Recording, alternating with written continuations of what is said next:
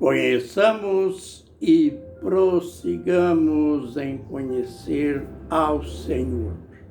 Como alva a sua vinda é certa, e ele virá sobre nós com chuva serôdia. Oséias capítulo 6, verso 3. Ministério Pão Vivo, direto ao assunto. Finalizando o paralelo entre o sexto selo, embora não seja o sétimo, é lógico, mas ele retrata o fim, o final, conforme disse o apóstolo Paulo em uma de suas cartas, o final de todas as coisas. O paralelo é entre o sexto selo e a sétima taça. Ambos, embora com palavras diferentes, e numa intensidade, ou seja, com mais detalhes, embora existem essas diferenças, mas o que prevalece é a ordem dos acontecimentos, e a gente tem aprendido muito em relação a este paralelo. Sexto selo e a sétima taça das sete, elas são chamadas as sete taças da ira de Deus. Você sabe que nas Escrituras, várias vezes, a ira de Deus, ela é comparada como um copo, um recipiente, em que você, ao pôr água dentro de um copo, você pode enchê-lo e você pode também deixá-lo com o conteúdo apenas pelo meio, e Deus várias vezes disse que o cálice da sua ira ainda não se encheu. Então, assim como se pegarmos um recipiente e despejar no seu interior um líquido, e se ele encheu e nós não pararmos de despejar o líquido, vai sossobrar. Acontecerá isso no final, no tempo do fim do tempo dos gentios. E o sexto selo e a sétima taça assinalam isso.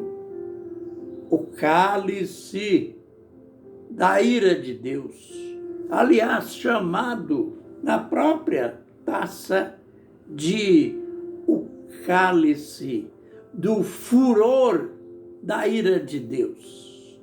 Imagine, dá-se a impressão que João não achou mais palavras no seu vocabulário para descrever a situação, como estará no final. O Deus que se declarou, se proclamou ao seu povo desde o princípio, que eu sou santo. Várias vezes essa palavra é mencionada de modo triplo, conforme Apocalipse 4, verso 8. Santo, santo, santo é o Senhor Deus Todo-Poderoso, aquele que era, aquele que é, aquele que há de vir. Aleluia!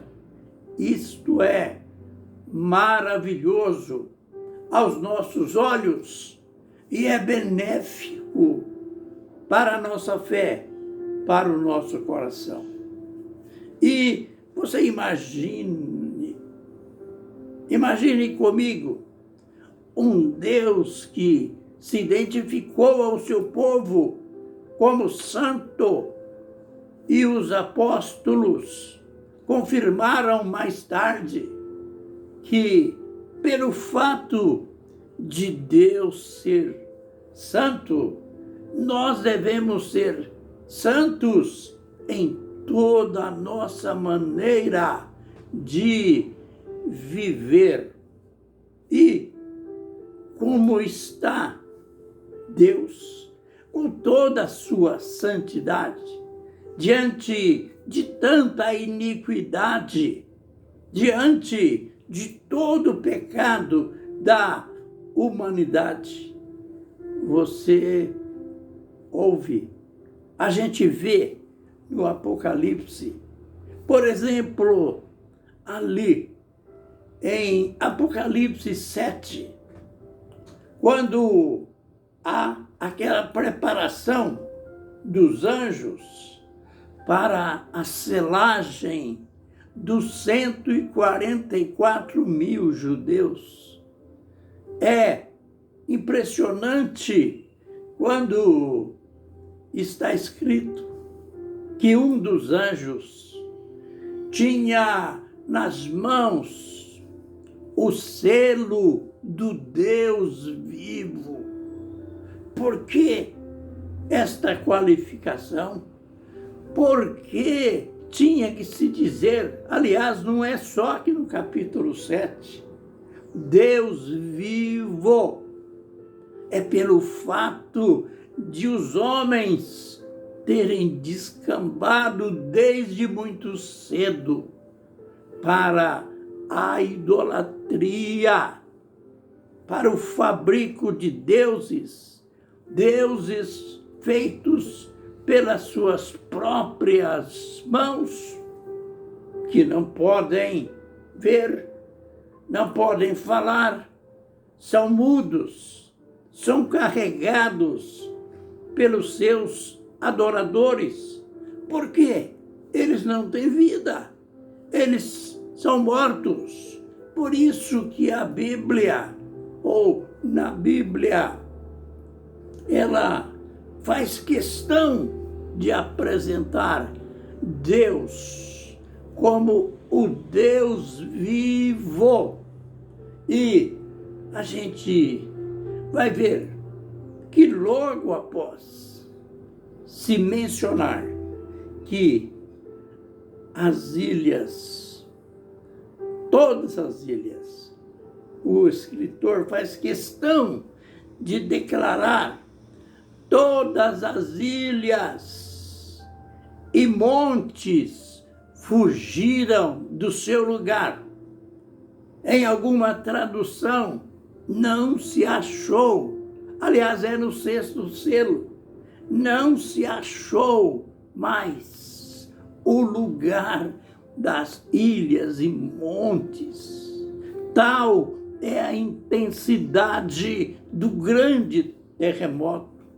Ou seja, é melhor dizer, tal é a intensidade da ira de Deus diante deste homem obstinado, dessa multidão de perversos, de incrédulos, de mentirosos, de impuros. E então, Deus, este Pai amoroso, este Deus de misericórdia, ele se sentirá, apesar de tudo isto, ele se sentirá na obrigação de exercer a sua justiça. E a gente está vendo tudo isto nesta 7ª taça da ira de Deus.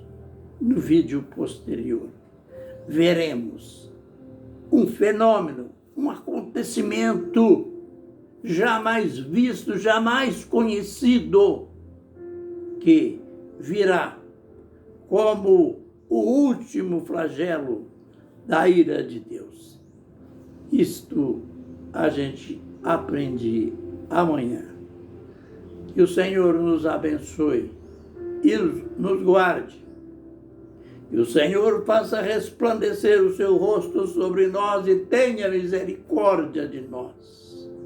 Que o Senhor sobre nós levante o seu rosto e nos dê a paz. Amém e amém.